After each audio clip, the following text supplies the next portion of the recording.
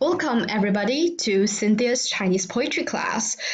In this class, we will learn about the rules and forms of Chinese poetry. And here's a reminder first, because this class may be very difficult to understand for those who are not familiar with the Chinese language, and but don't worry, because I will try my best to explain it clearly and make it easier for you to study. And also, this episode is not so important in my whole course. It's just for you to know some basic knowledge about Chinese poetry. So let's begin. Here's the manual. First, we will talk about rules, or in Chinese, we call it 格律. And there are three kinds of rules, which are tones, rhymes, and antithesis. Second one is the forms. We have two general forms of Chinese poetry, which are Chinese 8-line metrical verse and the quatrain. So first, we will talk about the rules. Tone is actually the most difficult thing I will try to explain in this whole course, I think, because it has to do with something about Chinese language. And so first, in order for you to understand, let's take an example from the English language. When we are talking English, like when we are asking a question, we will use rising tone, like, can you give me a book? The end of the sentence has a rising tone. However, if we are simply narrating something, we can say that you give me a book. It has a falling tone in the end. But Chinese is actually more complicated. It has four tones for each character. So here we have 6 vowels in Chinese, and let me read them to you. A, O, E, I, U, Ü. Again. A, O, E, I, U, Ü. And each of these vowels has 4 tones. The first one is the flat tone, A. Second one, rising tone, A. Third one, the falling and rising tone, A. Fourth one, the falling tone, A. Generally, we can say that the first 2 tones, A and A, are level tones. And let me explain it to you. Level and oblique tones in Chinese are called 平仄. 平 in Chinese means flat or do not fluctuate, and 仄 means the opposite, like fluctuate and change. So again, generally we will say that the first 2 tones, A and R, are level tone, and the third and fourth one, A, we call it the oblique tone. However, it's worth noting that because Mandarin is actually different from ancient Chinese language, this method of recognizing level and oblique tone might be inaccurate sometimes. For example, here's 4 Chinese characters, and they read like 知, 直, 指, 智. If we are recognizing the level and oblique tones according to the method above, we will say that the first 2 characters, 知 and 直, are level tones. The third and fourth characters, 指 and 智, are oblique tones. However, this is actually not right, because 直, the second one, this character, is actually an exception in ancient Chinese language. It's actually an oblique tone. So this is just an interesting example to illustrate that Mandarin is different from ancient Chinese. So I want to say that don't let the level and oblique tones puzzle you, because they're actually not very important, and I will not overemphasize them. It's just a knowledge for you to know. If you don't understand, you can simply skip it. It's all right. because some Chinese people or me can even be puzzled by this rule. Okay, let's move on.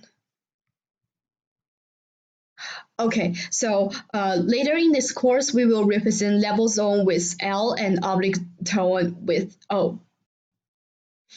Second rule I want to mention is antithesis. It's worth noting that in Chinese language, antithesis is not just about the match of the meaning of the words. It also asks you to match the sounds or the tones we mentioned before.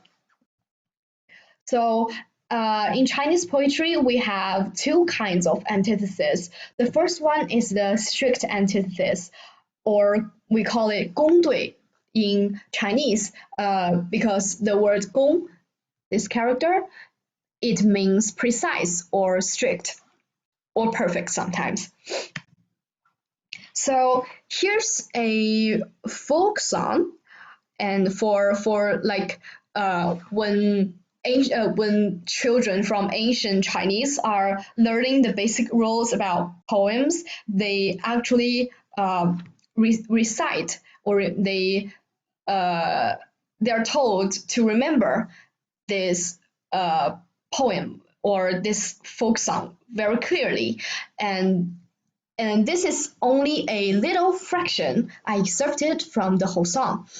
It reads like 天对地，雨对风，大陆对长空，山花对海树，赤日对苍穹。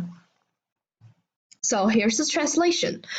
Because 对 this character in Chinese means match sometimes. So we can say that sky matches earth, rain matches wind, extended lands matches high skies, flowers in the mountains matches trees in the sea, the red sun matches the blue firmament.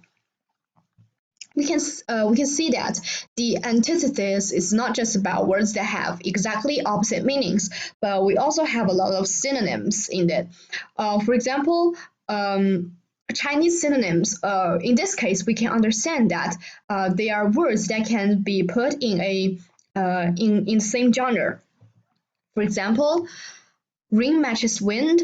Both rain and wind are natural phenomena, and weather so they are a perfect match. And also, we have to consider the matching of level and oblique tones. Here's a very classical example of the antithesis in Chinese poems. This is a perfectly matched verse, or not verse, sentence. It reads like this. 明月松间照，清泉石上流. The translation is like this. The bright moon is shining between the pine trees. The clear spring is flowing on the stones. So let us analyze it. We can see that the subject of the first line is 明月 or bright moon, and the subject of the second line is clear spring or 清泉. They both in meaning and in tones, they are a perfect match. And the verb shining, 照, and flowing, 流, they also match perfectly. And the objects, pine tree, 松, stone, 石, they can be put in a single genre, like things from natural world. So this is a perfect matched line or sentence. And the second kind of antithesis is the loose antithesis, or the less strict one. In this case, you only have to consider the match of the tones. You don't need to consider the meanings, because the strict antithesis is actually very difficult. So here is the tones of this example, the bright moon example. The first line, 明月松间照, it's like oblique, oblique, level, level, oblique. And the second line, 清泉石上流, is level, level, oblique, oblique, level. So we can see that they are perfectly opposite. So this is a very classical example of a perfect antithesis.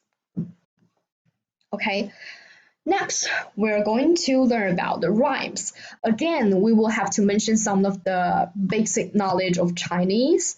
And so here it is. Again, the 6 vowels, I will pronounce it once more. A, O, E, I, U, Ü. Each of them have 4 tones. Also, this rule also applies to the diphthongs. But these diphthongs, if I pronounce it without putting them into words, can be very difficult. So I will not pronounce it, and also because they are too much in number. So here's another very classical example. This is excerpted from a famous poem by Li Bai that we'll discuss later. It's called Meditation in a Quiet Night. This sentence reads like this: 床前明月光，疑是地上霜. Or we can see in the translation, it means the moonlight is shining on the bed. I wonder if it's frost on the ground. You can see that I marked the rhymes in red. So the last word, the last character from the first line is 光 or light. The last word from the second line, 霜 frost, are both ends with the rhyme 汪. So when you are reading this poem, this sounds really like melodic. This sounds very beautiful. So this is why we have to consider rhymes. So part 2, we will learn about the forms, the 2 major forms of Chinese poetry. The first one is the Chinese 8-line metrical verse. In Chinese, we call it 律诗. You can, if you notice, this character 律 is the same of the Chinese word which means rolls, called 格律. It's the same 律. And this word just means the rolls. So the Chinese 8-line metrical verse is known for its strict rules on tones, rhymes, and antitheses. And we have 2 kinds of 律诗, or Chinese 8-line metrical verse. The first one is called 五律, or they have 5 characters each line, and 七律, 7 characters each line. So this is very easy to understand. And this is an example of one of the most famous and one of the best Chinese 8-line metrical verse written by Du Fu from Tang Dynasty. And so I want to mention first that the Chinese 8-line metrical verses, they have a structure. You can notice that I have separated the sentences by color. So the black one, we call it head. The blue one, the second sentence, we call it chin. And the third, the green one, we call it neck. And the last one, the brown sentence, we call it tail. So it's like a person. We have head, chin, neck, tail. So it's also a rule to like the names of the structures of a Chinese 8-line metrical verse. So first, I will read this poem to you, and later I will show you my translation to it. 登高，唐·杜甫。风急天高猿啸哀，渚清沙白鸟飞回。无边落木萧萧下，不尽长江滚滚来。万里悲秋常作客，百年多病独登台。艰难苦恨繁霜鬓，潦倒新停浊酒杯。So here's the translation of this poem by Du Fu from Tang Dynasty, and I call it uphill. It's actually better than climbing upon a hill. It sounds better.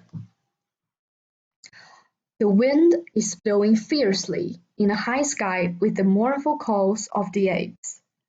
The birds are wandering on the delta, where the water is clear and the sand is white, relentlessly falling on the leaves from the boundless woods. Roaring is the immense Yangtze River. I believe that some of you have heard of this Yangtze River because it's very famous in Chinese. It's one of the mother river for Chinese people, and so it's very important in our heart.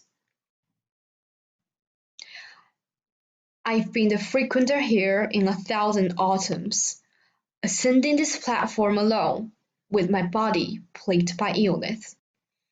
My cisterns are painted as white as rime by the bitterness and toughness of life. Destitution forces me to put down the goblet.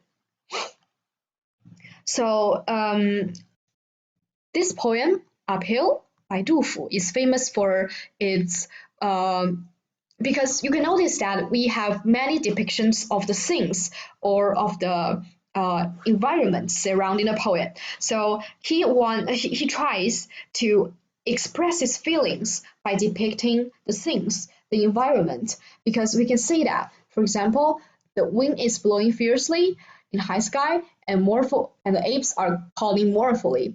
So here we can feel that the poet is actually feel very mournful himself, and the leaves are falling relentlessly from the woods, and the Yangtze River is roaring. So those I mentioned before are the environmental depictions, and so the poet is actually trying to make an atmosphere. So the last four lines, he's depicting his own life. Like in this time, the poet is wondering. He just lost a friend that he can count on, and he left the place where he is familiar with, and he hadn't been to his hometown for a long time, and the country, the Tang Dynasty, is at a very dangerous state, and he is old, he's plagued by illness, and he is poor. So here, when the poet he ascends to the high hill and looked far, he heard the calling of the apes. He saw the falling leaves. He just felt that his life is quite miserable. Here is the general meaning and the feeling that Du Fu is trying to express in this poem. But actually, Du Fu is not famous for complaining about life, and he's actually a very compassionate guy. When he saw people starving, when he saw people who are homeless, he felt the heartache, and he's very angry. So he composed a lot of poems to express his resentment or he towards the government. Like the emperor, or at this time, he think that the emperor was not treating his citizens well, so he often considered for other people. And the next, we will talk about the quatrain, the second kind of forms of Chinese poetry, Chinese poems. Quatrain is actually developed much later than the Chinese A-line metrical verse. You can actually say that quatrain is developed from the Chinese A-line metrical verse. It has 4 lines, like half of the Chinese A-line metrical verse. It's short and concise, and it grew very popular in Tang Dynasty. Like the most famous poems you have heard of, they are mostly quatrains from Tang Dynasty. So here's also a very famous example of a quatrain poetry. Quatrain. This poem is actually the very first poem that every Chinese child will read in their life.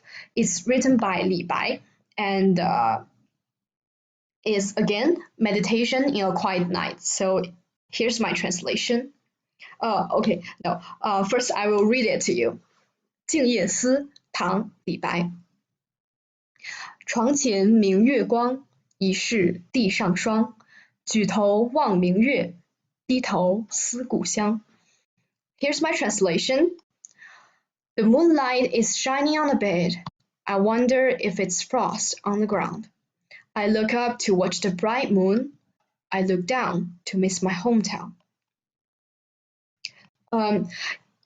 It's very clear that the poet Li Bai, he is missing about his hometown.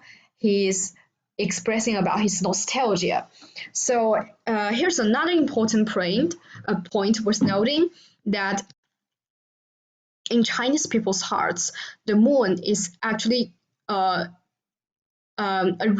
representation of the feeling of nostalgia or solitude. This can be seen in numerous Chinese poems. So in later episodes, I will explain it to you, and I will explain why the moon will make Chinese people think about their loved ones, and think about their selves, think about their life. So this video ends now, and next class we will also will still be talking about the basic knowledges, and we will talk about the different genres of Chinese poems. And here is my email address. You can contact me through it, and I will answer every question you ask. And you can ask any question you want, actually. And later, maybe I will show my Instagram and Twitter, so you can contact me for through various medias. So thank you for watching this video, and see you next class.